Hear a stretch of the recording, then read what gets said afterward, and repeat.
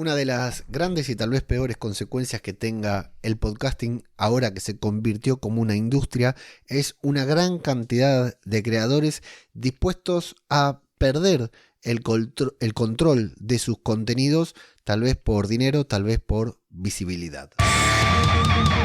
¿Qué tal? ¿Cómo les va? Yo soy Ajeno al Tiempo, les doy la bienvenida a Todo por un Daily, la versión express de Todo por un Podcast, en la que voy a continuar un poquitito con el hilo de ayer. Espero no aburrirte, porque ayer me quedó demasiado largo y no quería continuar. Hace algunos años, ya bastantes, en uno de estos extraños episodios que grabábamos dentro del Chiringuito Podcastero, para quien no lo sepa, en el Chiringuito Podcastero teníamos una rutina de grabación que todos los lunes tenían, incluso antes de que yo entrara, que todos los lunes a las 8 de la noche se encendía el micrófono y quien estaba grababa. Se grababa un episodio en el que se hablaba un poco de podcasting, se recomendaban podcasts, se hablaba mucho de series y así, bueno, y llegaron a participar grandes personalidades del podcasting como Richie Fintano, María Santonja, PJ Cleaner, Plisker Misterios y bueno, mucha gente más. Algunas de ellas que al día de hoy sería imposible de imaginar que podrían estar compartiendo un micrófono. Estuvieron allí en los orígenes del podcasting grabando episodios del Chiringuito Podcastero. Mucho tiempo después,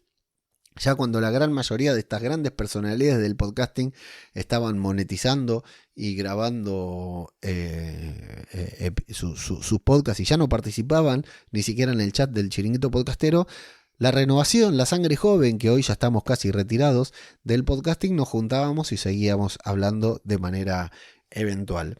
Entre ellos, hablando de sangre joven, Gorka Artaza y yo, Gorka de A la Velocidad Absurda y muchos otros podcasts, autor del libro ¿Quién salvó a la reina de Inglaterra? También, estábamos hablando en un momento en el que recién estaban comenzando los podcasts originales de Evox, los Evox Originals, que nunca entendíamos, creo que nunca entendimos, ¿no?, qué era un Originals. Para mí un Originals es un podcast que solo se puede escuchar dentro de Evox. Fin. No tengo idea si ganan dinero, doy por hecho que sí, si no, no habría. No tengo idea cuál es el estatus que le da, porque ser original de Evox, no sé qué, realmente no logro entender qué es pero suena bien, suena bien. Ah, tu podcast es Evox Originals, ¿no? Suena bien. Y en un principio estaba Evox ahí con la red, tratando de captar a muchos podcasts, que eso lo entiendo a la perfección. Me parece coherente y decente. Y estábamos ahí hablando y alguien abrió el melón a los podcasters que estábamos allí reunidos, preguntando ¿qué haríamos si Evox nos ofreciera convertirnos en Originals? ¿No?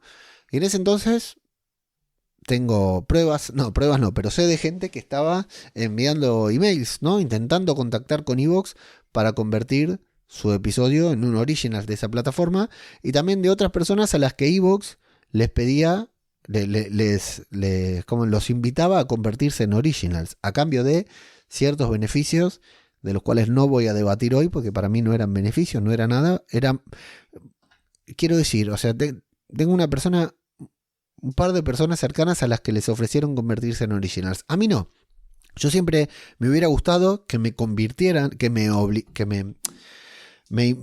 contactaran para hacer alguno de mis podcasts Originals, simplemente para que sea como prueba, para ver qué hacía yo si me ofrecían convertirme en Originals, ¿no? A ver si realmente tenía la convicción que creía tener. Bueno, nunca sucedió, así que puedo mantener mis convicciones sanas y tranquilas, pero sí tengo un par de conocidos bastante cercanos a los que sí les ofrecieron, bastante cercanos dentro del podcasting, ¿no? Sí les ofrecieron convertirse en Originals a cambio de nada. La verdad es que te voy a decir, a cambio de nada. Era convertirte en Originals a cambio de que alguna vez, si el negocio de Originals es rentable, repartiremos beneficios.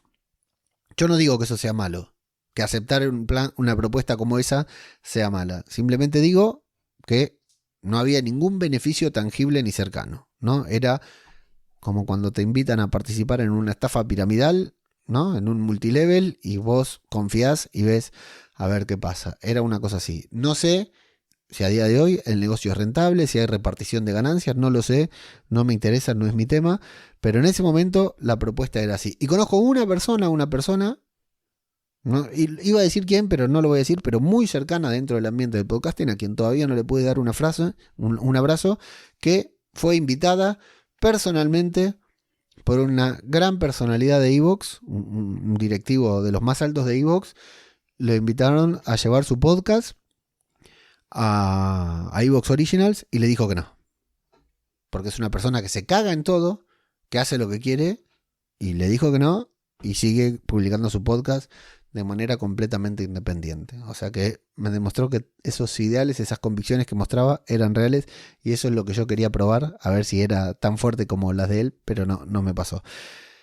Lo que quería decir, en ese momento, en este chiringuito que estábamos grabando, y otra vez se me está haciendo el programa mucho más grande, mucho más largo, le pido perdón a Tony, que me dijo el otro día: hey viejo, prometiste 3 minutos, y veo que los programas son más largos, y no importa si hablas rápido o hablas lento. Un saludo, Tony. Estábamos ahí con Gorka Artaza y alguien planteó la pregunta de: ¿qué harías si te ofrecieran llevar tu podcast a iVoox y cerrarlo solamente para que sea escuchado en iVoox? Yo en ese momento publicaba mis podcasts en iVoox, pero no tenía ninguna intención de cerrar mi contenido en una sola plataforma. Todo lo contrario, ¿no? Yo quería que lo escuche muchas personas. De hecho, en ese podcast la respuesta que di era: mira, yo hago todo lo que puedo cada día de mi vida para que mi podcast lo escuche la mayor cantidad de gente posible. Muy, muy mal tendría que estar la cosa, ¿no? Muy mal tendría que cambiar mi opinión para que yo cerrara mi podcast y a partir de ese momento solo se pudiera escuchar en iVoox. Muy raro sería, se iría en contra de todo lo que había hecho hasta ese momento. Y recuerdo que con Gorka Artaza, por eso lo mencionaba antes, estuvimos de acuerdo en que lo que haríamos si nos propusieran llevar nuestro podcast a iVoox Originals sería decirle: mira, yo este podcast no lo voy a llevar a iVoox Originals, no lo voy a cerrar. Lo que sí puedo hacer, si te interesa mi contenido, si te intereso yo como podcaster, lo que puedo hacer es ofrecerte un podcast nuevo. ¿Vos querés un podcast de los míos en Originals? Bueno, te produzco un podcast desde cero para convertirlo en iVoox Originals. Esa conversación nunca se dio, ni conmigo y hasta donde sé, ni con Gorka tampoco. Pero obviamente si esa conversación se diera, la persona en cuestión con la que estuviéramos negociando nos hubiera dicho que no, porque lo que le interesaba es llevar un podcast que ya tuviera recorrido, un podcast entre comillas validado y con audiencia, que ya es un producto chequeado, ¿no? Y que tiene su público, sus fans, su audiencia, a su plataforma. No invertir y apostar en un podcast desde cero. No era esa la idea de los Originals. Por eso, seguramente si nosotros le hubiéramos hecho esa contraoferta, nos hubiera dicho que no. ¿Por qué? Tengo que hacer una conjetura con todo esto porque es una conversación que nunca se dio. Porque a este tipo de compañías, y no lo digo por iVoox en particular, lo digo en consecuencia de lo que hablábamos de ayer, de todos estos podcasts de Podium que desaparecieron, que estos podcasts de Podium que desaparecieron eran podcasts de Podium, pero no eran podcasts producidos por Podium, no eran como el Gran Apagón, que vino Podium con mucho dinero y le dijo a Teo Rodríguez: producime este podcast, ¿no? No, eran podcasts que ya tenían algo, dijeron: che, si los traemos a Podium, hasta donde tengo entendido, tal vez me estoy equivocando mal y no sería raro, no sería la primera vez.